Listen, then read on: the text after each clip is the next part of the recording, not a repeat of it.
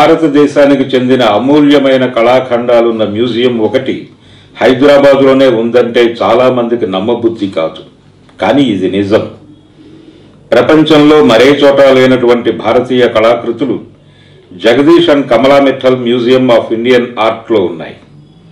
భారతీయ చిత్రకళ మీద అంతర్జాతీయ ఎగ్జిబిషన్లు జరిగినప్పుడల్లా సందర్శకుల నుంచి తరచూ వినిపించే పేరు Jagadish Mittal.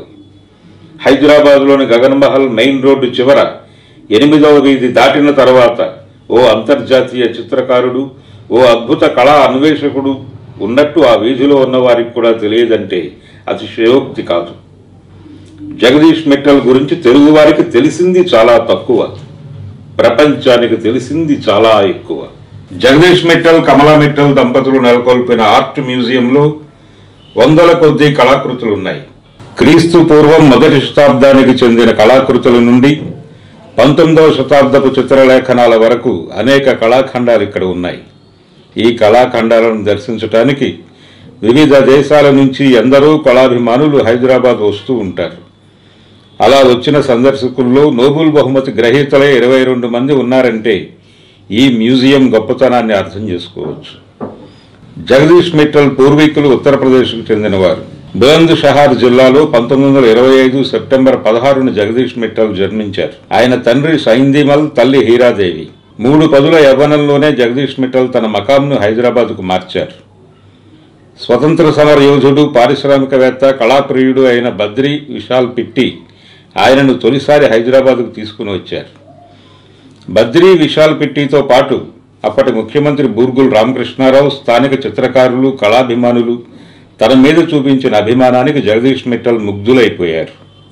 And soon after our marriage, I and Kamla came to Hyderabad, stayed in Raja Pratap Vidya's Koti, and Badri Shah came to meet us. But then, because of his contacts and social status in the city, he could arrange the inauguration of the exhibition at Raja Pratap Vidya's Koti by the Chief Minister Burgul Ramkrishna Rao. The welcome the local artist gave me, that touched me a lot. ఆ తర్వాత వారు హైదరాబాదును తమ శాశ్వత చిరునామాగా మార్చుకున్నారు. హైదరాబాద్ వాతావరణము బాగుంటుంది, మనుషుల ప్రేమాభిమానాలు గొప్పగా ఉంటాయంటారు ఆయన. జగదీష్ది ఒక విధంగా కళాకారులు, ఇంజనీర్ల కుటుంబం. తండ్రి సివిల్ ఇంజనీర్. గోరఖ్పూర్ జిల్లా కేంద్రంలో కొంతకాలం ఇంజనీర్గా పనిచేశారు. ఆ తర్వాత రక్షణ శాఖలో చేరి డెహ్రాడూన్లో చాలా కాలం పనిచేశారు. తల్లి హీరాబాయి, తండ్రి కూడా ఇంజనీరే. జగదీష్ తండ్రి సైందిమల్కు 5గురు సంతానం, 4 కొడుకులు, 1 కుమార్తె. కొడుకులు కైలాష్ చంద్, జగదీష్ చంద్, హతీష్ చంద్, రాజేష్ చంద్. వారిలో జగదీష్ చంద్ మిట్టల్ 2వ వారు. ఆయన సోదరులు 3 ఇంజనీర్లే. పీడబ్ల్యూడీ నీటిపారుదల శాఖల్లో ఉన్నతాధికారులుగా పనిచేశారు. జగదీష్ చెల్లెలు కుసుమ్ లెక్చరర్గా పనిచేసి రిటైర్ అయ్యారు. జగదీష్ విద్యాభ్యాసం బులంద్ షహర్, ముస్సోరీలలో సాగింది. హైస్కూల్ రోజుల నుంచి చిత్రకారుడిగా గుర్తింపు తెచ్చుకున్నారు. ఇంటర్మీడియట్ చదివే రోజుల్లో అనేక చోట్ల చిత్రలేఖనం పోటీల్లో పాల్గొని అనేక బహుమతులు అందుకున్నారు. My father moved to Dehradun in 1942. So the famous artist Sudhir Khastgi was their professor at the Doon School. There was a Chitrashala where I used to go to study painting, and I joined intermediate for my studies. Nandalal Bose దగ్గర శిష్యరికం చేయాలనే కోరికతో తల్లిదండ్రుల్ని ఒప్పించి 1945లో శాంతినికేతన్లో చేరారు Jagadish Mittal. Landscape చిత్రకళలో China వాళ్ళది ప్రపంచంలోనే విశిష్ట స్థానం. పశ్చిమ దేశాల ల్యాండ్స్కేప్ చిత్రకారులు ప్రకృతిని ఉన్నట్టు చిత్రీకరిస్తారు. వాళ్ళ పెయింటింగ్ దాదాపు ఫోటోల్లా ఉంటాయి. చైనా శైలి వేరు. అందులో మనిషికి ప్రకృతికి మధ్య విడదీయరాని ఒక అనుబంధాన్ని చిత్రిస్తారు. భారతీయ చిత్రకళను చైనా సాంప్రదాయంతో మేళవించిన ఘనత నందలాల్ బోసుకు దక్కుతుంది. గురువు నందలాల్ బోస్ అడుగుజాడల్లోనే జగదీష్ మిట్టల్ కూడా చిత్రకళలో చైనా సాంప్రదాయాన్ని అందిపుచ్చుకున్నారు. జగదీష్ మిట్టల్ సృష్టించిన పెయింటింగ్స్ హైదరాబాద్లోని స్టేట్ మ్యూజియం, సాలార్జంగ్ మ్యూజియంలతో పాటు జాతీయ స్థాయిలోనే కాక విదేశాల్లోని మ్యూజియంలలోనూ ప్రదర్శిస్తున్నారు. ల్యాండ్స్కేప్ పెయింటింగ్ గొప్ప మానసిక ప్రశాంతత ఇస్తుందంటారు Jagadish Mittal. Painter of his time, He was known not only for the quality of his work, but the teaching capacity and the saintly view of his life inspired generations of people in Bengal. శాంతినికేతన్లోనే Jagadish మిట్టల్కు కమల పరిచయం అయ్యారు. కమల ముజఫర్నగర్ జిల్లాలోని భూస్వామ్య కుటుంబానికి చెందినవారు. ఇద్దరూ చిత్రకారులే. శాంతినికేతన్లో fine ఆర్ట్స్లో పట్టభద్రులు. కళల పట్ల ప్రేమ వారిద్దరిని ప్రేమికులుగా మార్చింది. Landscape painting of a mental peace. Even in China, for Zen philosophy and these things, the landscapes of course convey the inner feeling of the artist, and definitely they have the capacity to get peace to the painter and to the viewer. Vietnam style of photographically recording landscape, but the Shantiniketan style was partly inspired by Chinese style, and there was lot of difference in style, but the intention was to get mental peace. 1951లో కమలా జగదీష్ మిట్టల్లు పెళ్లి చేసుకున్నారు. కమలా మిట్టల్ రచయిత్రి. Embroidery రీతుల మీద భారతీయ Kasida the history of Indian embroidery అనే గ్రంథాన్ని రాశారు. దానికి జగదీష్ మిట్టల్ ముందు మాట రాశారు. And she was always supporting whenever I was working. I sometimes make some colors for me. So that sort of dedicated, committed wife is very rare in Indian art. Once I asked, what is your caste? So she told, whatever is your caste, your pleasure is my pleasure. Jagadish Mittal కళా ప్రపంచం చాలా విస్తారమైనది. 1959 నుండి దాదాపు 20 ఏళ్లు ఆయన సుప్రసిద్ధ హిందీ పత్రిక కల్పనకు ఆర్ట్ ఎడిటర్గా ఉన్నారు. అనేక ప్రముఖ దిన వారపత్రికల్లో ఆయన కళల మీద అనేక వ్యాసాలు రాశారు. ఆంధ్రప్రదేశ్ ప్రభుత్వం 1974లో మిడియవల్ హిస్టరీ ఆఫ్ దక్ అనే బృహత్తర పుస్తకాన్ని ప్రచురించింది. అందులో దక్కనీ పెయింటింగ్స్ అనే అధ్యాయాన్ని జగదీష్ మిట్టల్ రాశారు. 2 దశాబ్దాల పాటు చిత్రకారునిగా అందరి ప్రశంసలు అందుకున్న జగదీష్ మిట్టల్ క్రమంగా కళాకృతుల సేకర్తగా మారారు. భావితరాలు తమ జాతి చరిత్రను తెలుసుకోవటానికి కళాకృతుల్ని భద్రపరచాలని వారంటారు. ఒక చిత్రకారునిగా ఎదగటం వ్యక్తిగత విజయం అవుతుందనే జగదీష్ మిట్టల్ మానవజాతి చరిత్రను కళాకృతుల రూపంలో భావితరాలకు అందించటం ఒక గొప్ప సామాజిక బాధ్యత అవుతుందంటారు.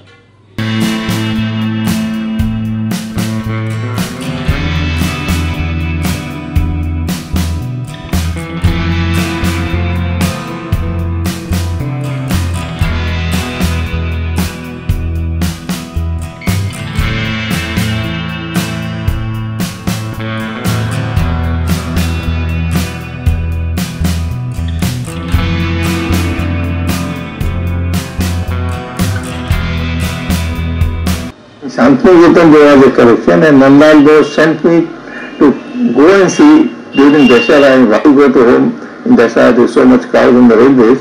I went to see the best collection of Ajit Ghosh of Calcutta. So I saw sublime delight in his eyes. I thought something, it is so much peace giving, not only pleasure, but there is something very special about it. Jagadish Mittal కళాకృతుల సేకర్తగా మారాక ఆయన జీవితంలో కమలా మిట్టల్ ప్రాధాన్యత చాలా పెరిగిపోయింది. శిథిలమైన చిత్రాల మీద మరకల్ని తొలగించడంలోనూ వాటికి కొత్త జీవితాన్ని అందించడంలోనూ కమలా మిట్టల్ నిపుణులు. గృహ జీవితంలోనే కాక కళా సాహిత్య రంగాలలోనూ వాళ్ళిద్దరూ భాగస్వాములుగానే కొనసాగారు. एक बार जैसे टिश्यू पेपर होता है ना, उसके ऊपर पेंटिंग थी, तो और वो पीछे का कागज निकालना जरूरी था. अब रात को, दिन में तो ये डिस्टर्बेंस रहता, रात के 10 बजे 11 बजे बैठे अपन दोनों, तो देखा उस पेंटिंग को. मैं बोली मैं इसे अलग तो कर दूंगी, मगर उठा नहीं सकती, तो ये बोले कि उठा मैं लूंगा. జగదీష్ మిట్టల్ దాదాపు 2000 కళాకృతుల్ని సేకరించారు. తాము సేకరించిన కళాకృతులన్నిటి ఫోటోలు తీయించి వాటి ప్రత్యేకతలను వివరిస్తూ ఒక గొప్ప గ్రంథాన్ని ప్రచురించారు.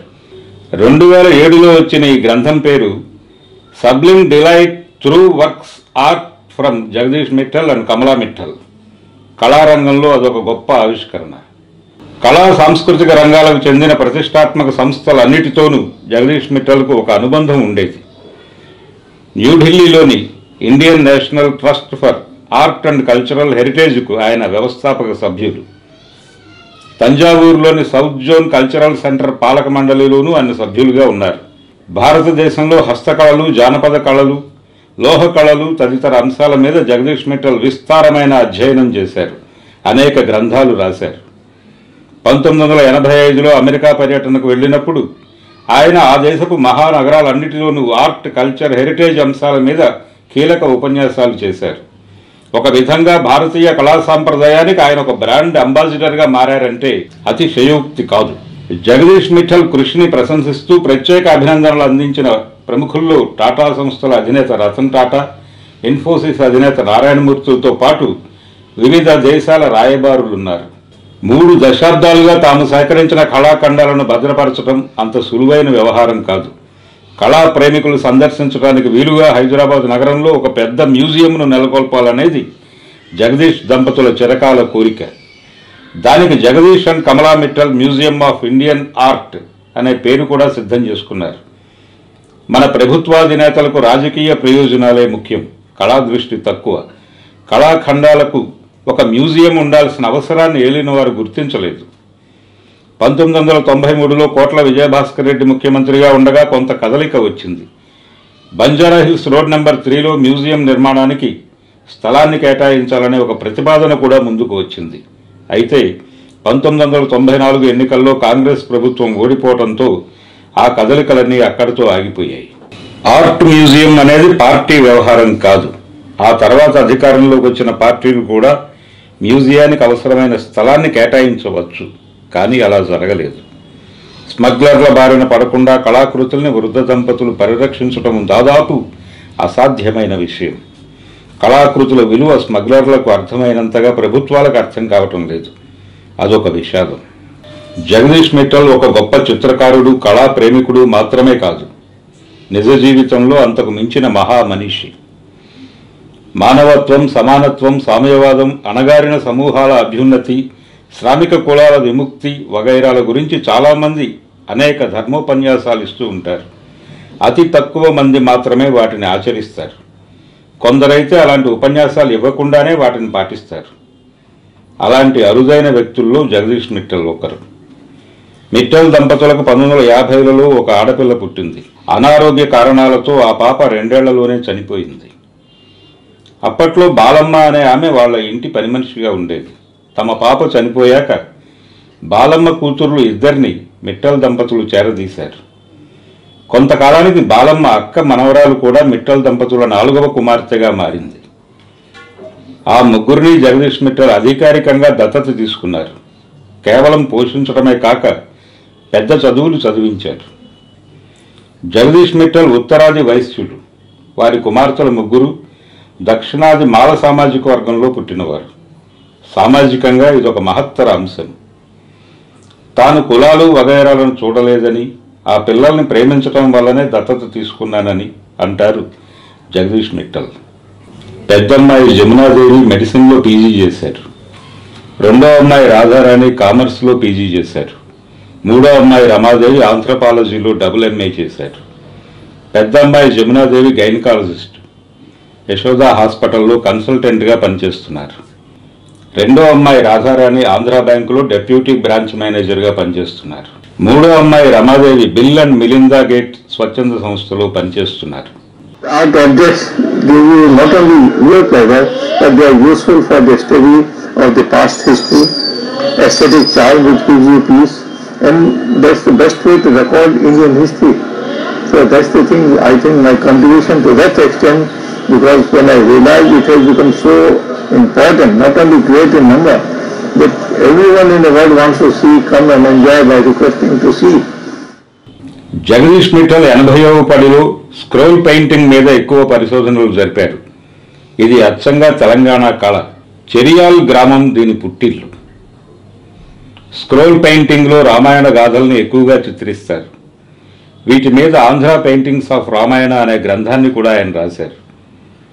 ఆంధ్రప్రదేశ్ లలిత కళా అకాడమీ ఈ పుస్తకాన్ని ప్రచురించింది. మనం పదచిత్రాలు అనే వాటినే పశ్చిమ దేశాల్లో స్క్రోల్ పెయింటింగ్స్ అంటారు. ఇప్పుడు ఆయన దృష్టి తిరుపతి శైలి పెయింటింగ్స్ మీద పడింది. భారత సమాజంలో కులం ఒక ప్రత్యేకత అయినట్టు భారత స్క్రోల్ పెయింటింగ్స్ కూడా ఒక ప్రత్యేకత ఉంది. అందులో కుల వృత్తుల్ని, కులాలని కూడా మనం గమనించవచ్చు. భారత ప్రభుత్వం 1990లో జగదీష్ మిట్టల్కు పద్మశ్రీ అవార్డు ప్రదానం చేసింది. హైదరాబాద్, ముంబై, ఢిల్లీ, కలకత్తాలోనే కాక లండన్, న్యూయార్క్, ప్యారిస్ నగరాల్లోనూ కళాప్రియులు జగదీష్ మిట్టల్ను సన్మానించి తమ అభిమానాన్ని చాటుకున్నారు. లండన్లోని విక్టోరియా అండ్ ఆల్బర్ట్ మ్యూజియం, న్యూయార్క్లోని మెట్రోపాలిటన్ మ్యూజియం ఆఫ్ ఆర్ట్ తదితర ప్రపంచ విఖ్యాత మ్యూజియంలలో ఆయన సన్మానాలు అందుకున్నారు. తను సేకరించిన కళాఖండాల ప్రదర్శనకు ఒక మ్యూజియంను నిర్మించాలనేది జగదీష్ మిట్టల్ జీవితకాల కోరిక.